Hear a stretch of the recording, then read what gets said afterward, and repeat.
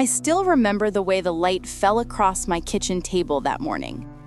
It was soft, gentle, almost comforting, the way early sunlight often is.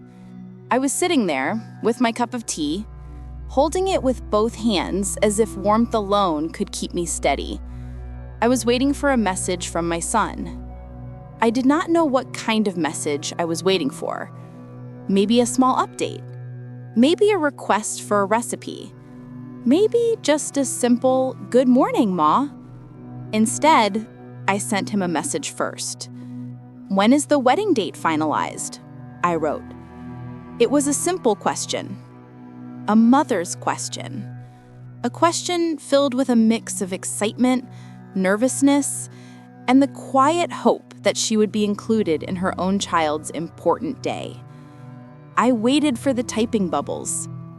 They didn't come. Minutes later, I heard a notification, but it wasn't from my son. It was from my daughter-in-law. She wrote, "We got married yesterday." Just that. Plain, flat, final. I read it once, then again, and then again slowly, as if the words might change if I blinked enough.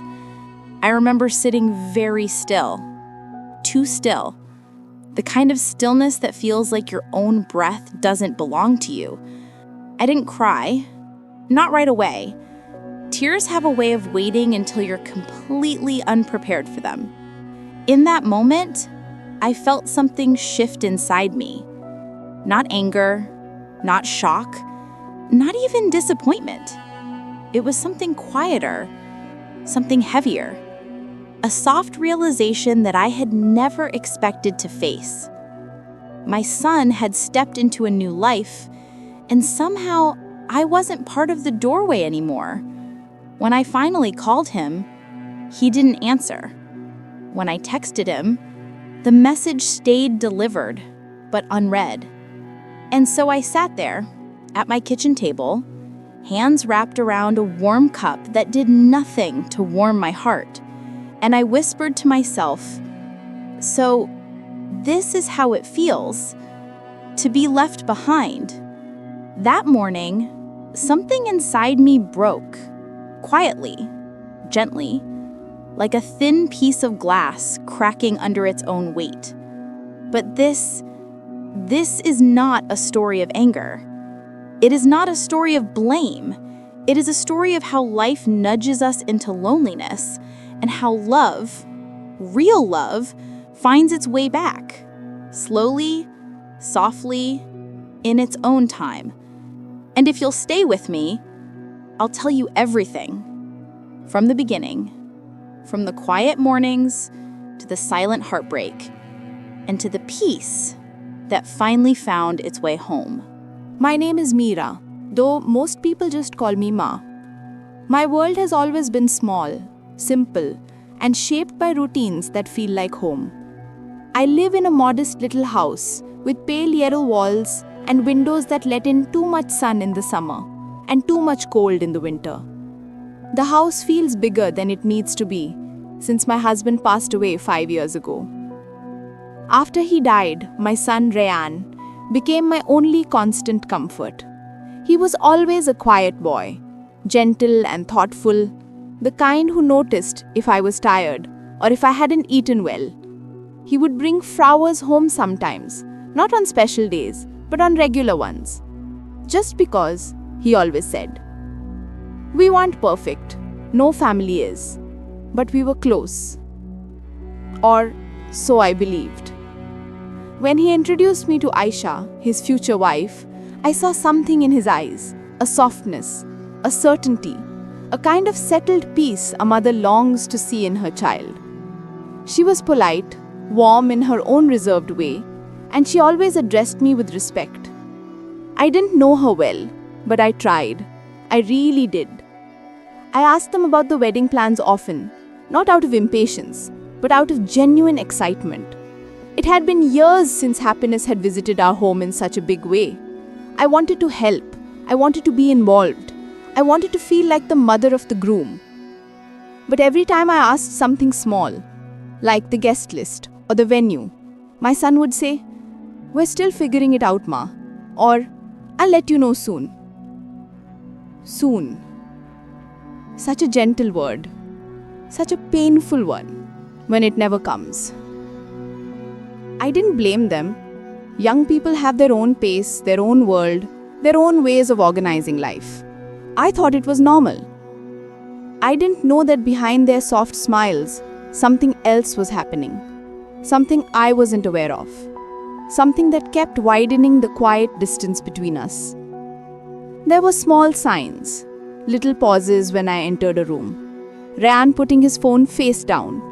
Aisha ending certain conversations abruptly. Their visits growing shorter. Their messages growing fewer. I noticed. Of course I did. A mother always notices. But I told myself it was temporary. Change always feels like loss at first. I thought once the wedding planning settled, things would return to the way they were. I didn't know that the wedding planning had already happened. Without me. I didn't know that the wedding itself had already happened. Without me. And I didn't know that the soon they promised me was yesterday. The weeks leading up to the wedding I never knew happened were filled with small moments. Moments that should have told me something was wrong, but I pushed them aside. One evening I invited them for dinner. I cooked my son's favorite meal, dal, fried fish, and the soft flatbread he always loved as a child. When they arrived, they smiled politely, but they were in a hurry. They barely sat for an hour. I remember telling Aisha, "I'm so excited for your wedding. Tell me if you need help with anything, clothes, arrangements, anything." She looked at me with a small smile, but it didn't reach her eyes. "We will let you know, Ma," she said gently. But there was something else in her voice, something like reluctance. Maybe guilt, maybe fear, maybe a wall I couldn't see clearly. After they left, I stood at the doorway and watched their car drive away. I remember placing my hand on my chest, right above my heart, and whispering, "Please stay close, please." Meanwhile, my son grew quieter. He stopped visiting spontaneously like he used to. He stopped sharing little details of his day. He stopped asking me how I was doing. And I pretended not to notice. Because if I acknowledged the distance, it would mean admitting that my place in his life was changing. But the signs kept coming. One morning I called him at a time I always used to call. He didn't answer. Hours later he messaged, "Busy, Ma, we'll call later." He didn't. Another day I asked him if they needed help with the engagement ceremony. He said, "It's nothing big, just close friends." Close friends. How small those words can make a mother feel. The final sign came 1 week before the day they married. They visited me briefly, and for the first time I saw a look between them, a look filled with unspoken words. I asked softly, "Is everything okay?" My son nodded too quickly. Aisha looked down. They said they were just tired, but something inside me twisted. A tiny knot of fear I ignored. Because mothers always hope. Always. And then came the message. That short message that changed everything. We got married yesterday. I sat there for what felt like hours but was probably minutes. My tea turned cold. My hands went numb. My breath felt thin, like the air itself refused to comfort me. I didn't call her back immediately. I didn't know what I would say. How could a mother ask, "Why wasn't I there?" without sounding broken? But eventually I gathered courage and called my son. He didn't answer the first time. He didn't answer the second time. He answered the third time, but his voice sounded tired, heavy, almost apologetic. Ma, I'm sorry. I closed my eyes. The apology hurt even more because it meant there was something to be sorry for. Why, Ryan? I asked gently. My voice didn't rise. It didn't shake. It simply asked, like a mother asking her little boy why he hid himself behind the curtains. He exhaled slowly. It all happened fast. We didn't want pressure. We wanted something simple. I swallowed the lump in my throat. You couldn't tell your own mother? Silence filled the call. A kind of silence that felt like both of us were standing on different sides of a closed door. It wasn't like that, Ma, he whispered. We just didn't know how to include everyone. Everyone. That word stung more than being left out, because it meant I wasn't singled out. I was simply part of a group they didn't want involved.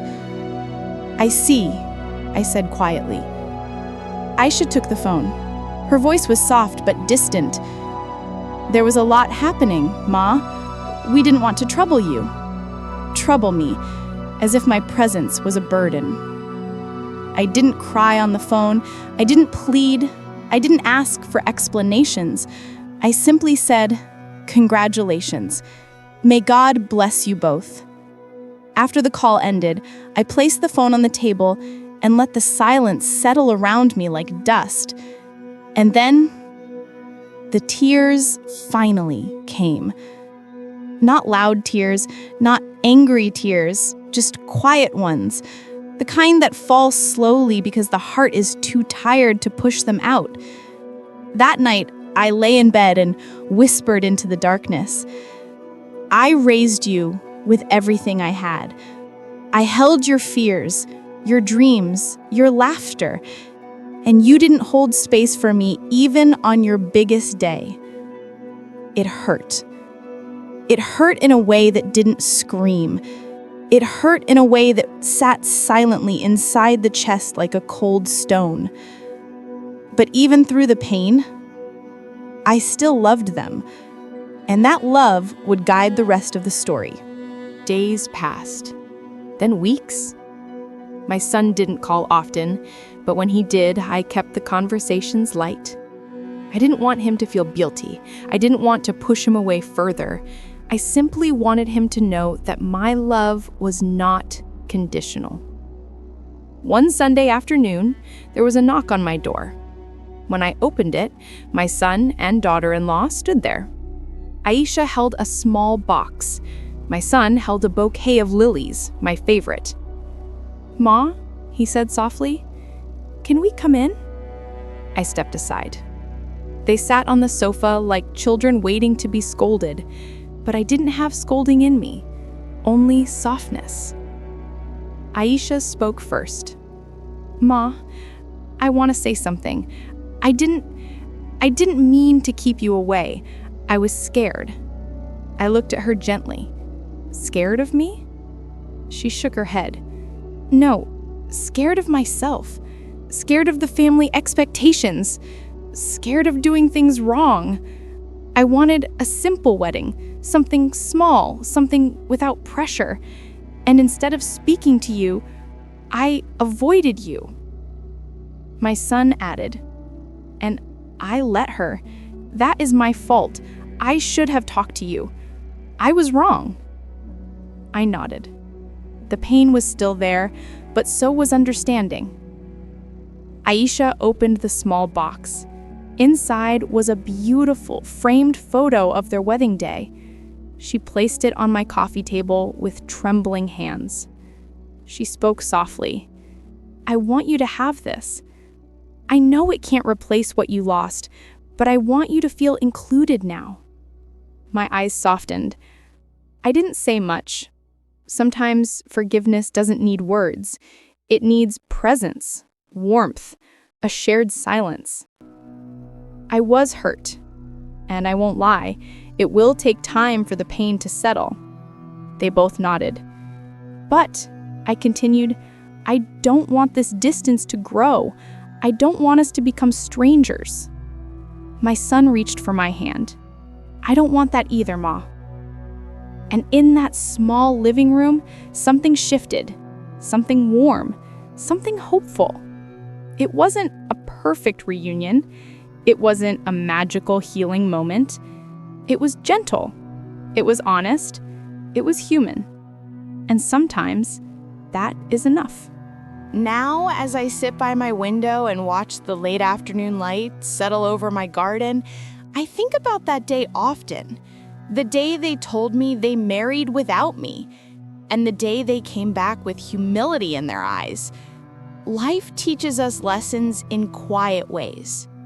Sometimes it shows us loneliness so we can understand our own strength. Sometimes it breaks our hearts so gently that we almost miss the moment it begins to heal again. And sometimes the people we love hurt us not because they don't care, but because they are young, afraid, uncertain, or simply human. Family is not made of perfection. It is made of forgiveness, soft forgiveness, the kind that doesn't erase the hurt, but allows love to walk alongside it. My son visits more often now. Aisha helps me cook. We share small jokes, slow meals, and conversations that feel like stitching torn fabric back together. No, things are not what they used to be, but they are becoming something new, something gentler, something honest. And sometimes that is enough to fill a mother's heart.